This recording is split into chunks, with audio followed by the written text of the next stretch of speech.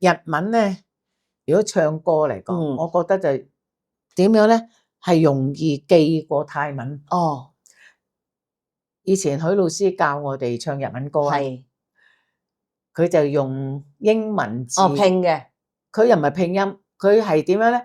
譬如KA 咁，佢即係用嗰種發音，係啦，佢就譯呢啲音俾我哋。泰文一樣嘅啫喎，都係卡，都係卡喎。但係佢冇教過我唱泰文歌，係，只不過係教我唱日文歌。香港流行係日文歌，係。咁我就唱過幾支日文歌。不過我覺得咧，用英文字母拼乜嘢歌出嚟我都係冇意思嘅，即係唔識個意思，都係念口簧。係。不過總括嚟講就好過用中文字寫落去。係。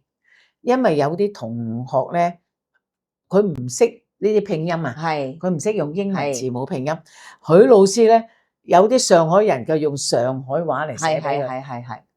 咁我就覺得上海話嘅同學咧，佢話用上海話學日文歌仲容易，因為又係嗰啲音調好似咁樣。唔知啊，佢哋好快就去學到。咁有啲廣東人咧，我又覺得佢好得意嘅，卡寫個卡字，咁啊第幾個發音字第幾個發音圈啊定落，哇咁啊仲難到。我睇到英文咪知道英文咯。係。咁因為我學普通話嘅拼音嘅時候咧，都係用呢啲嚟嘅，都係英文字母。